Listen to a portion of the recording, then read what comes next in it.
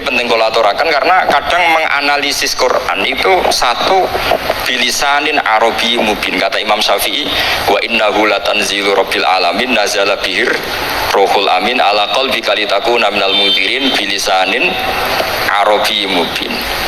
Di antara, kata Imam Syafi'i ini, di antara aturan pokok memahami Quran adalah dia malian bil arabiyah. Dia sangat-sangat menguasai bahasa Arab.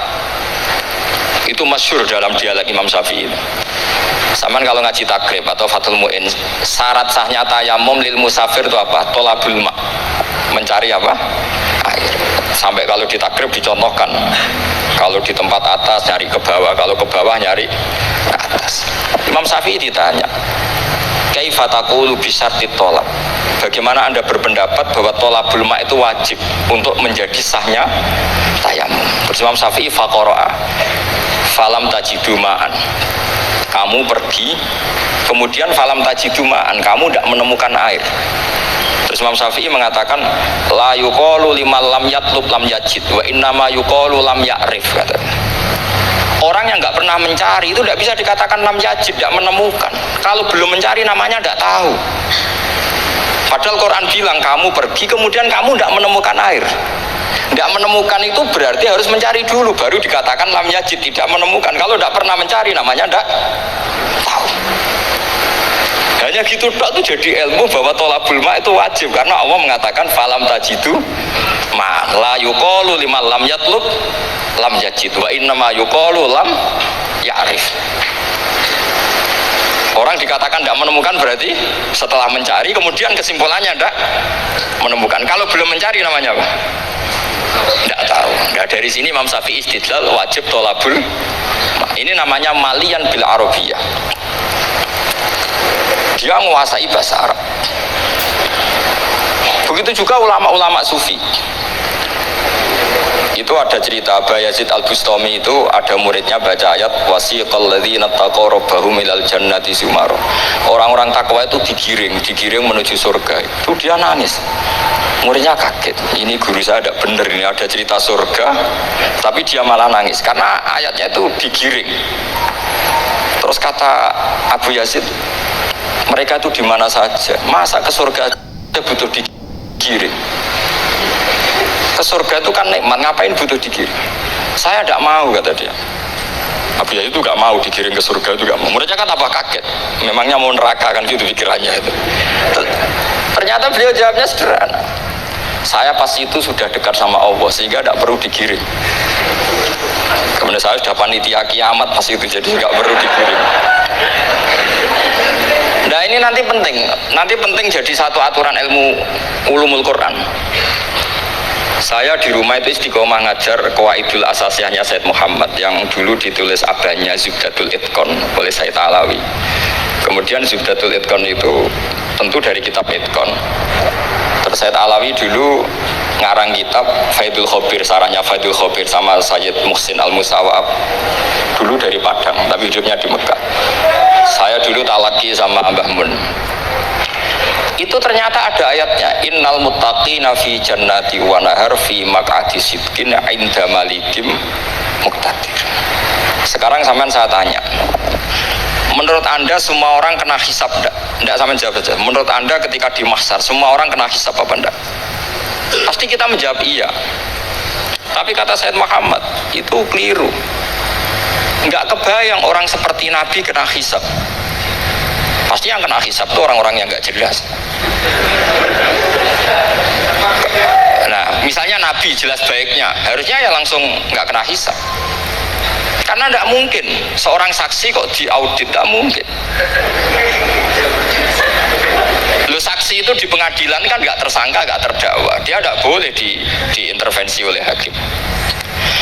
Nah, Rasulullah ketika kiamat, ketika fil mahsyar, fi faslil qada itu jelas fa kaifa idza ji'na min kulli ummatin bi syahidi wa ji'na bika ala haula'i syahida. Rasulullah sudah dekat Allah pas mahsyar itu ada Allah, ada Rasulullah, ada Jibril. Kemudian Nabi itu mengidentifikasi. Ditanya sama Allah, bener mat ini umatmu? Ya, niki umatmu ya. Kalau yang nggak jelas ya Nabi lama jawabnya. Makanya kamu jangan jadi orang nggak jelas. Nah, itu kalau kalau sekali gak jelas itu Nabi lama sekali jawab. Nah, artinya begini, yang kena hisab itu meskipun kata Said Muhammad, meskipun Dhahirul Quran itu menetapkan asbata umumal hisab, tapi zahirnya Quran yang sama juga menafikan hisab. Itu karena nggak mungkin, nggak kebayang kita malaikat berani menghisab afdalul khalqi. Sama bisa bayangkan malaikat mengaudit Rasulullah SAW. Ahabbal khalqi ilallah. Kepen cilaka mencit ya. Wong jejer Allah kabeh dinten audit sudah indah. Fa kaifa idza ji'na min kulli ummatin bisyahidi wa ji'na bika ala haula'i syahida. Lalu mungkar nakir juga sama. Sampai bisa bayangkan mungkar nakir tanya Nabi Muhammad. Tesnya susah. Karena kalau Rasulullah terus ditanya, "Waman nabiyuka?" Wah, itu kan bisa kiamat itu.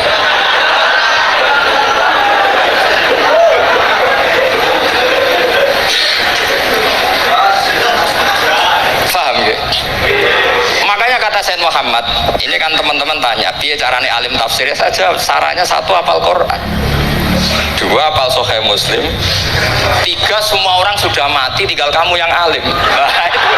Wah itu mesti aman itu.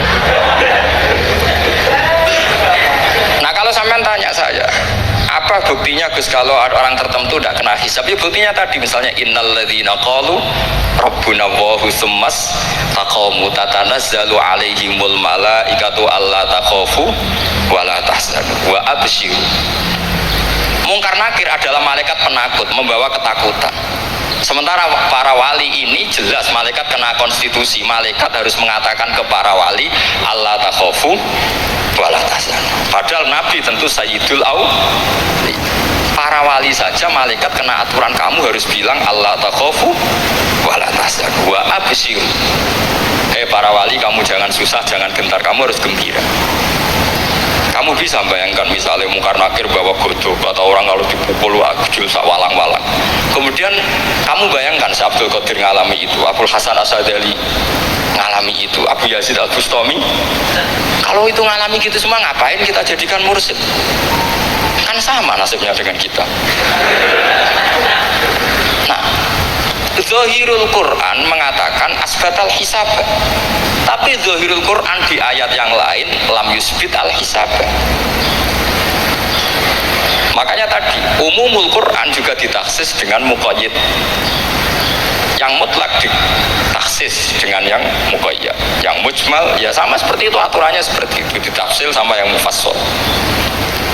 Sama orang kafir yang jelas, sampean bisa bayangkan malaikat ngaudit Fir'aun, cek orang penggawean nih, jelas eleke kok di audit. Misalnya Abu Lahab di audit, oh malaikatnya celaka mencit.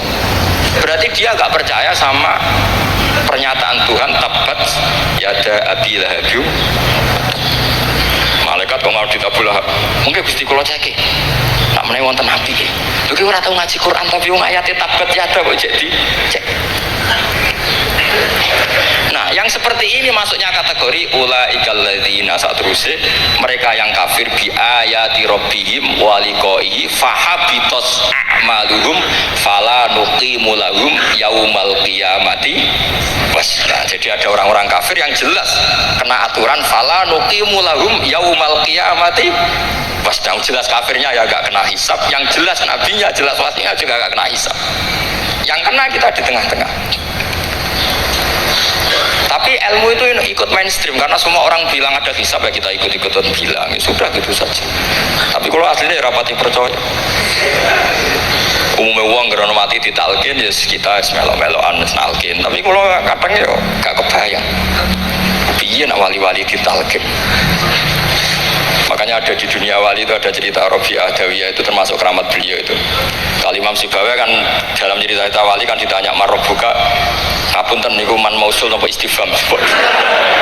Wah itu malaikatnya tidak pernah khataman alfiyah kan, repot. Kalau Rabi'ah Adawiyah lebih parah lagi itu, beliau tuh nangis sekeras-kerasnya, nangis terisak-isak, dia tersiksa. Ya Allah, engkau itu zat yang paling saya kenali dan harusnya semua makhluk itu kenal engkau. Tapi ini hamba engkau tanya, engkau itu siapa? Itu kan, ini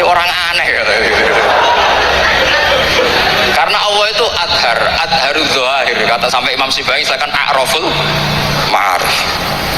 Jadi wong ora rawa wis geblek tenan dari Imam Sibawayh. Imam Sibawayh kan atas nama dia pakar nahwu pertama mengatakan domir paling makrifat di antara 6 isim makrifat paling makrifat itu domir. Tapi meskipun gitu a'raful ma'arif Allah. Yang paling makrifat dari sekian isim makrifat itu Allah. Artinya satu nama yang orang harus kenal semua. Makanya di antara keramat beliau ketika ditanya wong ora tahu ngaji fikih ben ngaji nahwu gak tahu dia ngaji carane sesuci, carane idah atau gak tahu ngaji nahwu. Terus dia tanya bima fa'ala rabbuka, lalu Allah memperlakukan kamu gimana? Terus kata Imam Sibawayh ghafaroli, Allah mengampuni saya karena saya orang yang mengatakan Allahu a'raful ma'arif. Ini penting kalau aturakan. Jadi makanya kalau sampean tanya caranya ilmu alim gimana, ya satu tadi, kalau sampean masih banyak orang hidup, syaratnya kamu harus hafal Quran, hafal hadis, hafal sekian ribu hadis, hafal sekian ulumul Quran. Itu kalau masih banyak orang hidup. Kalau sudah kamu sendiri hidup, ya sudah, pokoknya isokol dulu, salim sendiri kan, nggak ada saingannya. Makanya kata Sayyid Muhammad, beliau mengatakan kita meyakini umumal hisab ya berdasar zahiril Quran, kita menafikan umumal hisab bahwa hisab hanya yahtassul liqaumin duna qaumin juga berdasar zahiril Quran. Kita percaya semua mayat ditanya mungkar nangkir ya berdasar zahiril ahadis. Kita tidak mengumumkan teks ini juga berdasar zahiril ahadis. Karena malaikat mungkar nakir juga malaikat, berarti dia kena aturan kalau ketemu para wali Allah takhafu wala tahzan. Paham sih kalau maksudnya? Ini penting kalau aturakan. Jadi makanya aspek ya, sampai bisa memulai kalau ingin jadi orang alim tafsir bisa mulai dari yang mudah saja, yang fikih saja. Makanya kata Imam Ghazali, kenapa Mu'tazilah jadi segoblok itu? Karena dia tertipu oleh umumatul Quran, oleh teks-teks umum. Dia tidak tahu mukhasisnya. Padahal setiap ayat umum itu pasti ada mukhassis. Misalnya begini ya, kalau kamu maknanya fikih saja, contoh yang paling mudah familiar itu fikih ya. Misalnya kita ngaji Quran, wal mutallaqatu yatarabbasna bi anfusihinna salasata quru. Kalau orang dicerai, itu iddahnya itu 3 kali masa nopo suci. Apakah aturan iddah seperti ini hal hadhil iddah amatun likulli mutallaqatin am li mutallaqatin makhsusah? Apa ini semua mutallaqah iddahnya pasti salasata quru? Apa orang tertentu? Ya enggak, asal dia mutallaqah pasti iddahnya salah satu quru. Anda goblok, Anda salah besar. Kalau misalnya yang dicerai adalah orang hamil, iddahnya apa? Salah satu quru apa watil hamli? Watil hamli. Kita butuh ayat lain, wa ulatul ahmali ajaluhunna ayyaduna hamlahu. Sama seperti kita ngaji walladzina yatawaffawna minkum wa yadharuna azwajan yatarabbasna bi anfusina arba'ata asyhurin wa asyra. Asal wanita ditinggal mati suaminya, maka iddahnya 4 bulan 10. Apa semuanya demikian? Enggak. Misalnya orang hamil iddahnya biwatil hamil. Artinya kalau Anda tertipu umumatil Quran, berarti Anda sama dengan menghukumi orang ditolak semua iddahnya salah satu quru. Sama misalnya orang sekarang dalil-dalil wa may yatawallahum minkum fa innahu minhum. Kalau berkawan orang kafir, maka dia menjadi kafir. Itu kan fatal.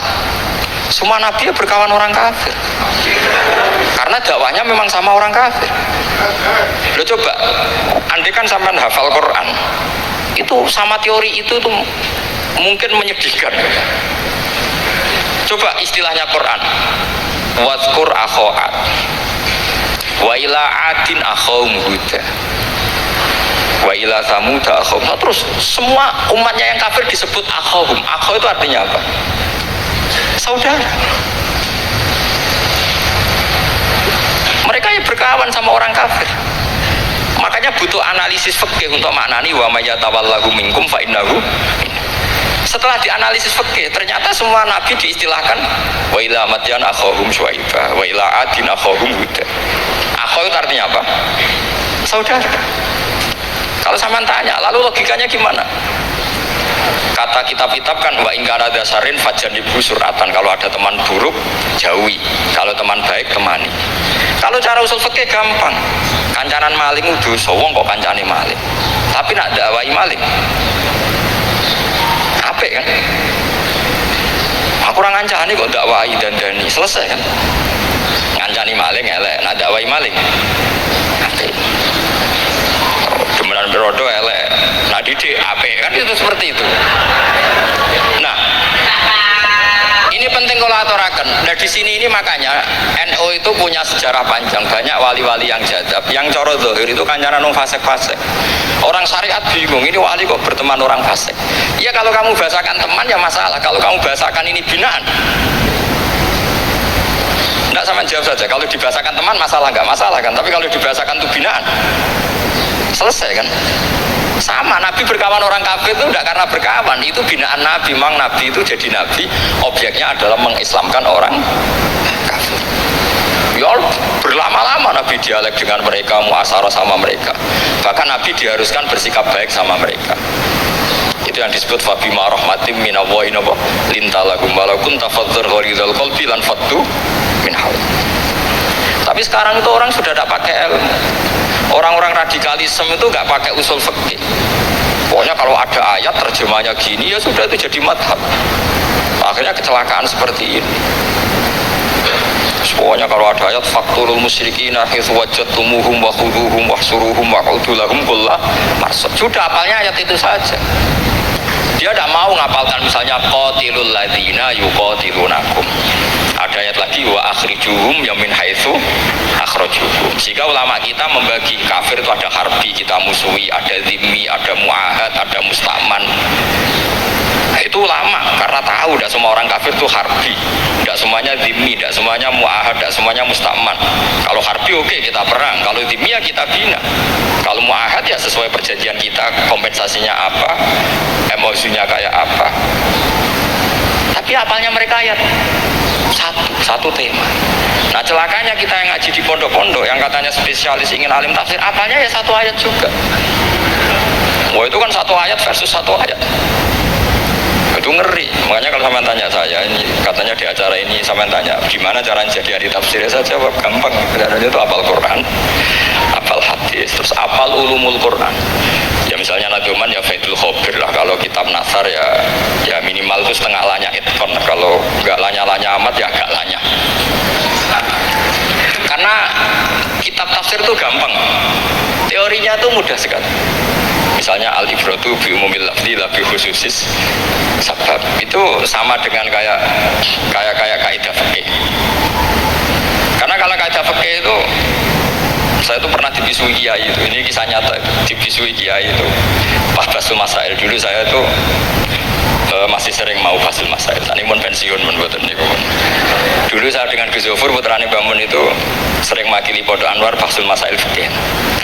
Tapi tidak tahu ceritanya Gus Zofur jadi dokter tafsir, saya juga kok ya tahu-tahu menekuni tafsir. Lama-lama orang itu lupa status saya yang fakih ya. Makanya saya itu ya kadang eman gitu karena ini status penting juga. Tapi status fikih itu kadang memang menyesatkan. Karena begini, itu dulu pernah ada basul masail itu begini. Ini kisah nyata ini. Ada desainer baju putri untuk putri, anak putri. Kemudian desainer itu menciptakan satu celana pendek atau celana seperempat. Dengan desain ini pasti kalau dipakai itu auratnya itu kelihatan. Bagaimana hukumnya desainer ini? Apa termasuk mimman sarro'a as-sayyata? Karena terjadi kasfil aurat. Apa enggak? Rata-rata kalau kiai yang khusus-khusus, yang sepuh-sepuh, desainer itu so gara-gara tren pakaian ini mau itu buka aurat. Tapi kiai alim yang muda-muda entah saking belingnya, entah saking pinternya tidak tahu. Bilang begini, Pak Yai, yang didesain apa? Ya celana itu. Lalu celana itu fungsinya nutupi apa buka aurat? Ya nutupi. Lu kan lumayan urun nutupi. Kalau haram ya dicopot, lu kan malah parah. Bingung kayak sampai bilang gini kan, wah semanis. Itu kan makanya ini guyon ilmiah. Repotnya ngadepi orang alim muda itu kan mbok gedingi ku ilmiah, mbok senengi fase.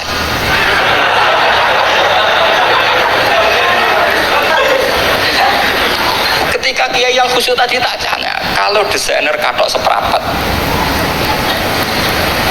paham ya? Dia coba yang celana dalam terlalu vulgar gitu. Nggak, rok saja lah, rok mini misalnya, rok selutut. Saman jangan ngeres ya, yang rok selutut misalnya. Rok selutut itu desainernya kena hukum haram enggak? Saman jawab saja. Oh haram dari kayak gitu, karena dengan desain itu misalnya lututnya kelihatan. Tapi pertanyaannya kayak muda sama masih ingat betul, saya tanya. Lalu fungsi pakaian itu apa Pak Yai? Fungsi itu kan tetap nutupi sebagian awal. Kalau Anda haramkan, barang haram itu harus dihilangkan. Nah, itu. Sampai Kiai itu setelah acara itu manggil saya, Gus, kalau ngakoni jenengan alim tapi itu podo repote. Udah repote nak dalam itu kan terus itu ada perumusan di redaksi keputusan yang dijual itu, yang masail fikihnya kan terus diputuskan, dibukukan. Kalau redaksinya halal terus nanti orang pakai rok semua. Dan saya balik bantah, kalau redaksinya haram orang nggak pakai rok lah. Akhirnya itu apa? Kebijakannya lucu. Buak weh Gus, pertanyaan itu buak saat jawabannya oke. Jadi kita debat tidak jadi. Ini cerita ilmiah. Makanya sama tidak wajib manut saya ini terlalu ilmiah, jadi tidak baik untuk kehidupan kesalian, kurang baik. Jadi ini, tapi ini ilmu. Tetap kaidahnya fikih, ma la yudroku kullu la yudroku kullu.